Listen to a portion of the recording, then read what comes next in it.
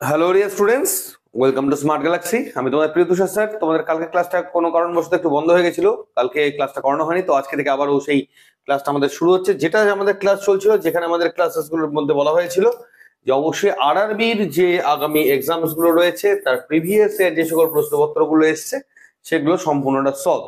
তো আজকে দুপুরের ক্লাসে সেই সকল প্রশ্নপত্রগুলো আনছি। আগের ক্লাসের ভিডিওগুলো আমাদের প্লেলিস্টে দেওয়াই রয়েছে। সমস্ত কোশ্চেন পেপারগুলো অলমোস্ট আমাদের বইয়ের মধ্যেও রয়েছে, বইয়ের লিঙ্ক থেকে শুরু করে এভরিথিং দেওয়া রয়েছে। এবং যারা যারা আমাদের কোচিং থ্রু প্রিপারেশন নিতে চাইছো বা অনলাইন পেইড কোর্সের জন্য ভর্তি হতে চাইছো, ডেসক্রিপশন বক্সে দেওয়া নম্বরে অবশ্যই যোগাযোগ করতে পারো। সেখান থেকে আমাদের পেইড কোর্সগুলো তো তোমরা জয়েন করতে পারবে। তো শুরু করছি আজকের প্রথম প্রশ্ন নিয়ে। কালকে আমরা যেখান থেকে ছেড়েছিলাম তার পরবর্তী প্রশ্ন নিয়ে কি রয়েছে। সাবরিনা 8 কিলোমিটার পার আওয়ার পায়ে হেঁটে, মানে ও যখন হাঁটছে তখন 8 কিলোমিটার প্রতি ঘন্টায় হাঁটছে, এবং সাইকেলে সে যখন ভ্রমণ করছে তখন সে 13 কিলোমিটার প্রতি ঘন্টা বেগে সে হাঁটছে। তিনি 8 ঘন্টার মধ্যে 84 কিলোমিটার দূরত্ব অতিক্রম করে তিনি ঘন্টায় কতটা সাইকেল চালিয়েছিলেন। তো এটা সিম্পল আমাদের অ্যালিগেশনের অঙ্ক হতে পারে, এক্স ধরেও হতে পারে, বা আমাদের অপশন টেস্টের মধ্যে দিয়েও হতে পারে। তিনটের ভাবেই আমাদের হতে পারে। তো আমি যদি অ্যালিগেশনে করি, তাহলে অ্যালিগেশনে যদি আমি বলি যে তিনি 8 ঘন্টায় 84 কিলোমিটার যদি যায়, তাহলে প্রতি গড় যদি গড়ে বলি, তাহলে তিনি প্রতি ঘন্টায় কত গেছিলেন? 10.5। মানে 8 দিয়ে যেটাকে ভাগ করি, ঠিক আছে, 8 10 আসে, 4 মানে অর্ধেক, মানে 10.5। তাহলে 10.5 তিনি যদি যান এভারেজ, ঠিক আছে, তাহলে আমরা এখান থেকে এটা বিয়োগ করে এখানে লিখবো, এটা থেকে এটা বিয়োগ করে এখানে লিখবো। তাহলে আমার এখানে কত হবে? আমার এখানে হলো 2.5, আর আমার এখানে হচ্ছে 11 2, আমার এখানে হচ্ছে 2.5। তাহলে 2.5:2 যদি হয়, সেম সেম, মানে আমাদের 2.5 দিয়ে কেটে যাবে, 1:1, মানে 1 আওয়ার যদি সে সাইকেলে গিয়ে থাকে, তাহলে 1 আওয়ার সে হচ্ছে পায়ে হেঁটে গেছিল। তাহলে সে অর্ধেক রেশিও সে গেছিল। তার মানে মোট সময় কত আছে আমার এখানে? 8 ঘন্টা। তাহলে 8 ঘন্টার মধ্যে 4 ঘন্টা পায়ে হেঁটে গেছিল, 4 ঘন্টা সে গেছিল হচ্ছে তোমাদের সাইকেলে করে ভ্রমণ করে। সো অপশন সি আমার এখানকার হবে রাইট অ্যান্সার। এই প্রশ্নগুলোই কিন্তু আপকামিং আরআরবির এক্সাম গুলোতে পাবে স্টুডেন্টস। এই প্রিভিয়াস এর প্রশ্নগুলো কিন্তু রয়েছে, এবং শুধুমাত্র তাই নয়, আমাদের বইয়ের মধ্যেও কিন্তু এই সমস্ত বই প্রশ্নপত্রগুলো অ্যাডেড রয়েছে। লিঙ্ক ডেসক্রিপশন, শুধু অঙ্ক না, সমস্ত বইয়ের লিঙ্কই দেওয়া রয়েছে।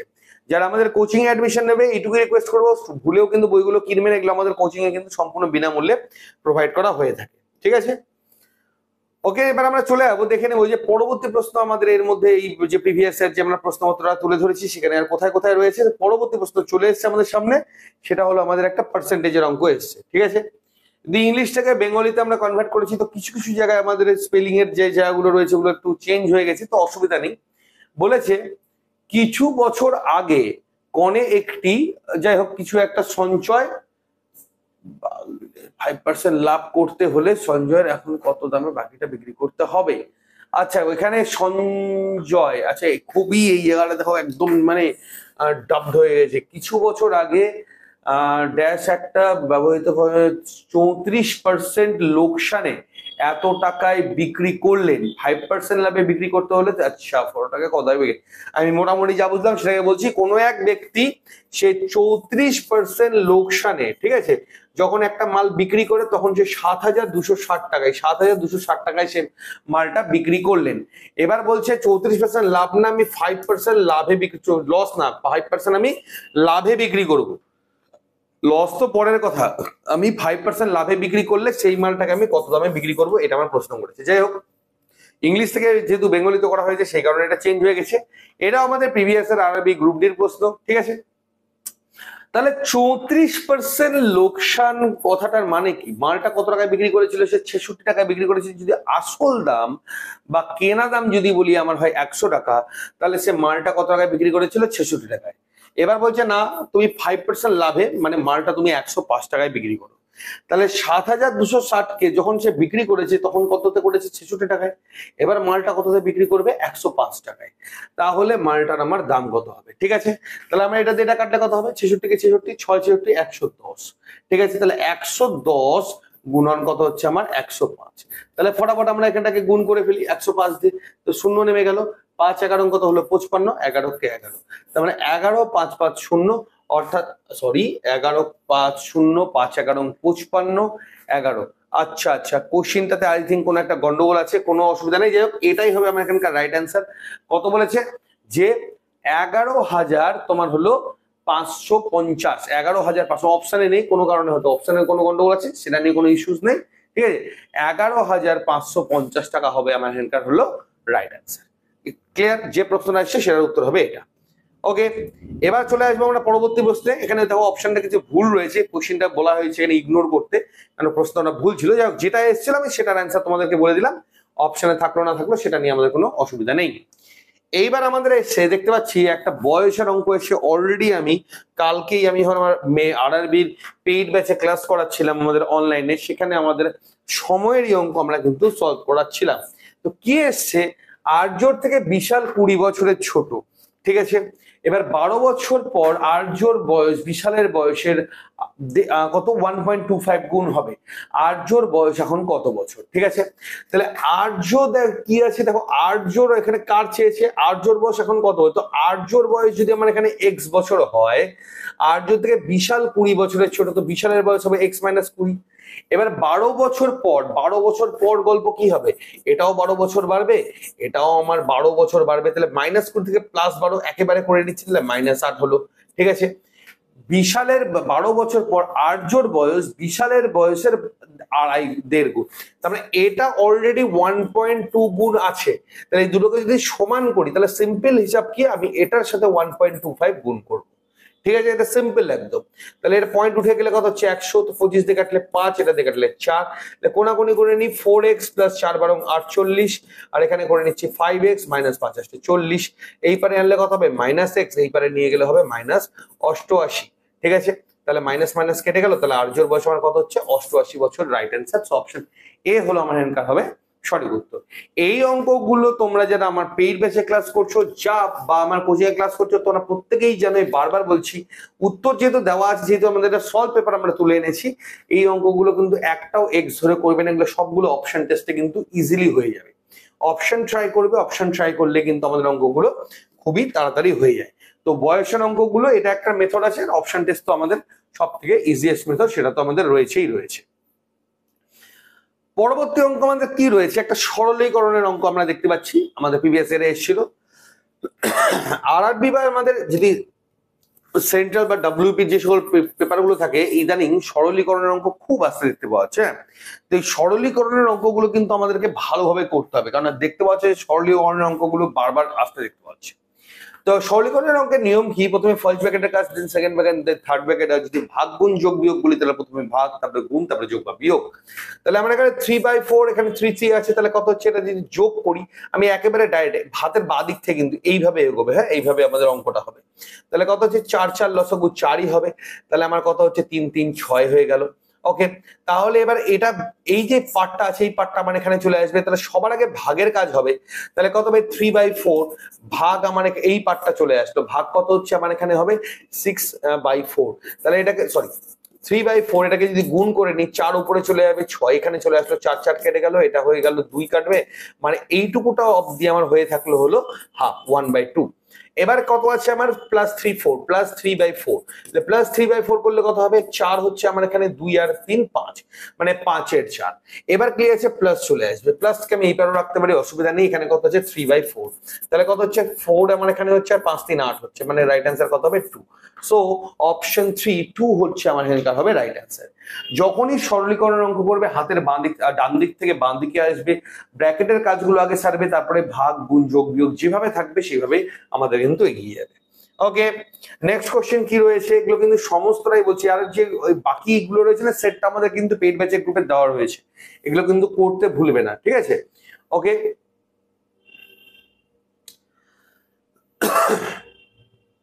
না এটা ফিজিক্সের অঙ্ক, রিজনিং। হ্যাঁ, এবার একটা অঙ্ক এসছে আমাদের, কি অঙ্ক এসছে আমাদের, একটা অঙ্ক এসছে, এটা একদম সংখ্যার অঙ্ক, বাস্তব সংখ্যার অঙ্ক, একদম বেসিক অঙ্ক। কি বলেছে ফটাফট তোমরা একটু ট্রাই করে নাও। বলেছে কি, একটি সংখ্যার 38% বা 38%, একটি সংখ্যার 38% হলো 133 হলো সংখ্যাটা কি, একদম জলের মতো অঙ্ক। তাহলে 133 এটা ইকুয়াল টু কত 38, তাহলে আমার 100 এর মান চেয়েছে, তাহলে 100 ইকুয়াল টু কত, ঠিক আছে।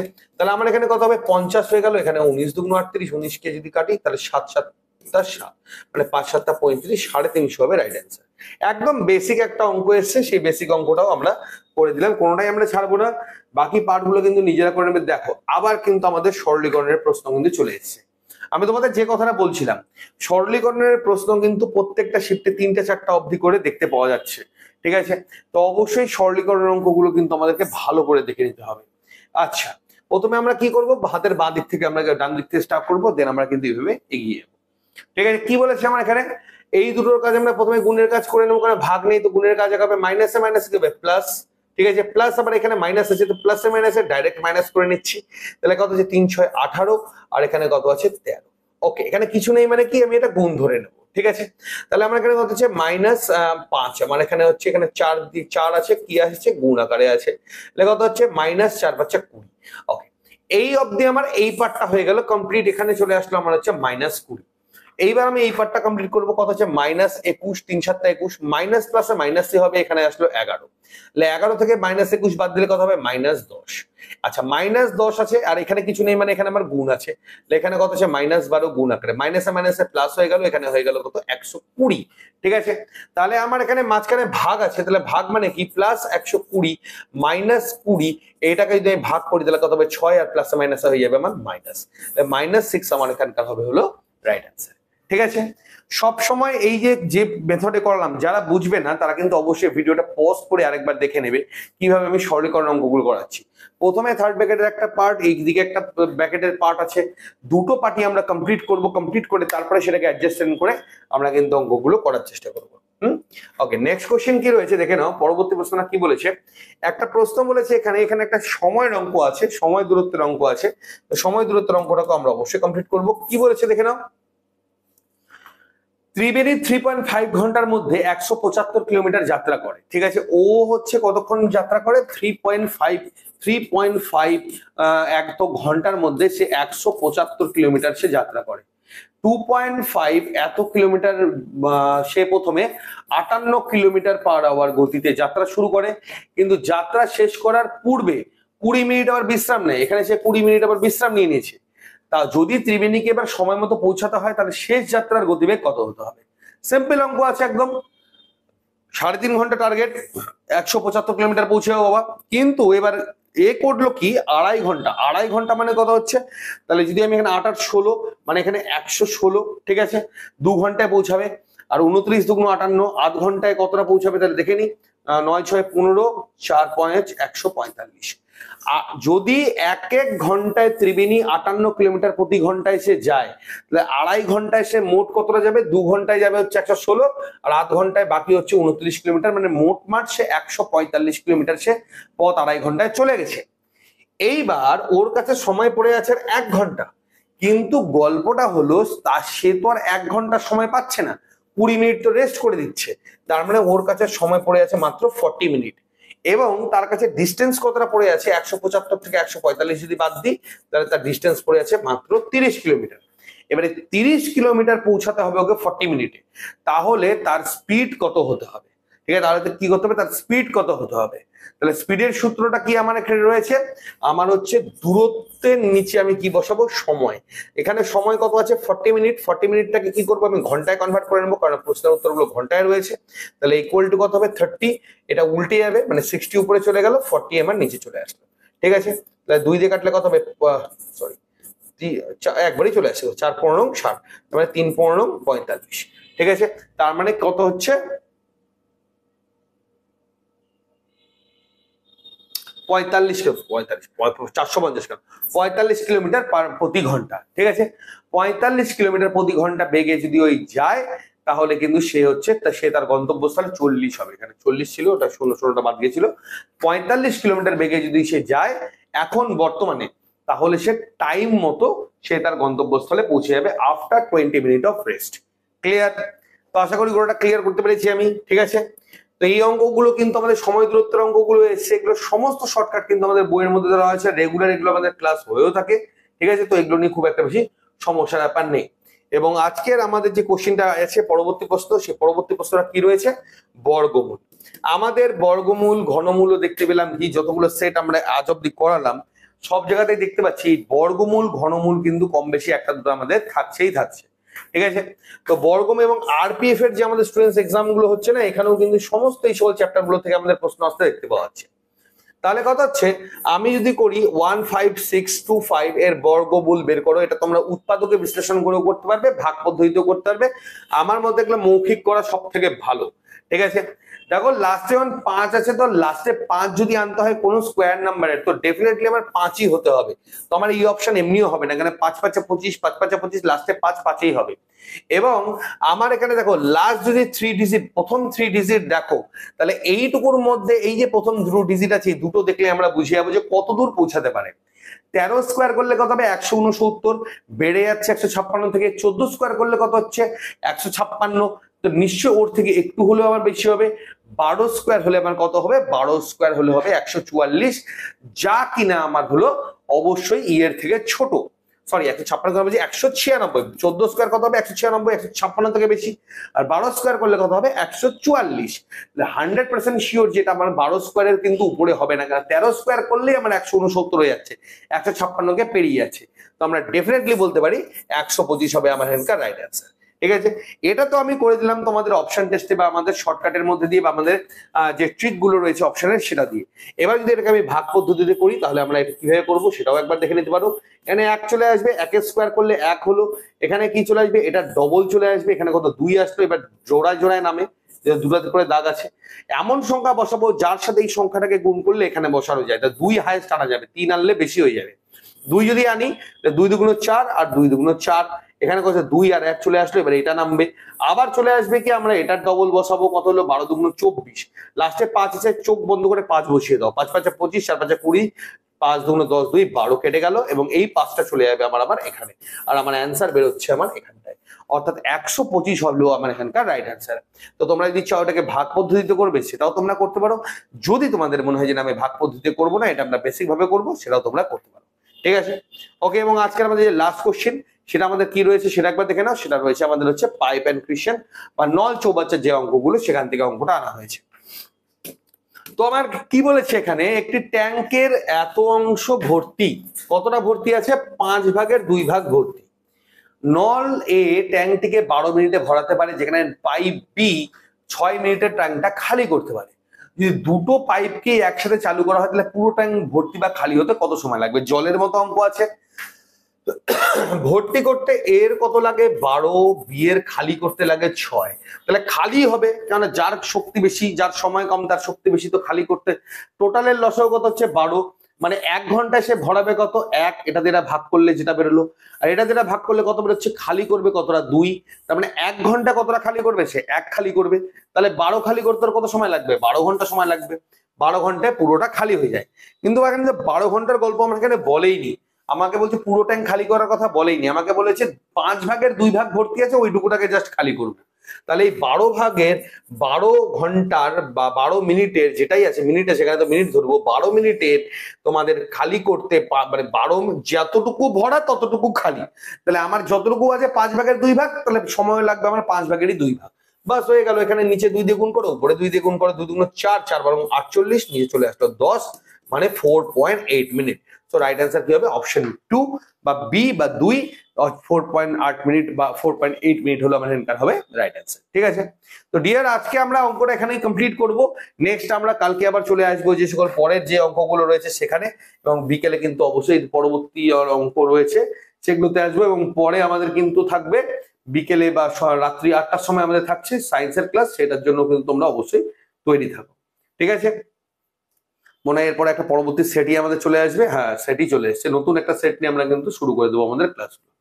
ওকে, সো ডিয়ার স্টুডেন্টস, সমস্ত ইনফরমেশন আমাদের ডেসক্রিপশন বক্সে রয়েছে। কোচিং এর জন্য কন্ট্যাক্ট বা আমাদের যে কোনো কন্ট্যাক্টের জন্য ডেসক্রিপশন বক্সের নাম্বার রয়েছে, সেখানে কন্ট্যাক্ট করো। সেরা প্রস্তুতি রেডি করো, পুলিশ থেকে শুরু করে যাবতীয় প্রিপারেশন আমাদের এখানে সম্পূর্ণ বিনামূল্যে করানো হচ্ছে। আমাদের পাশাপাশি পেইড ব্যাচ এবং আমাদের কোচিং এর যে প্রিপারেশনটা, সেটার জন্য তোমরা কিন্তু সামান্য ফিসে কিন্তু সেগুলো তোমরা কমপ্লিট করতে পারো, সেরা প্রস্তুতি রেডি করতে পারবে। তো ডিয়ার আজকের মতো ক্লাসটা এতটাই। নেক্সট আবার দেখা হচ্ছে সন্ধ্যাবেলা তোমাদের সাথে। কোনো আপডেট থাকলে মাঝখানে তোমাদের সাথে অবশ্যই যোগাযোগ করে নেবো। ধন্যবাদ।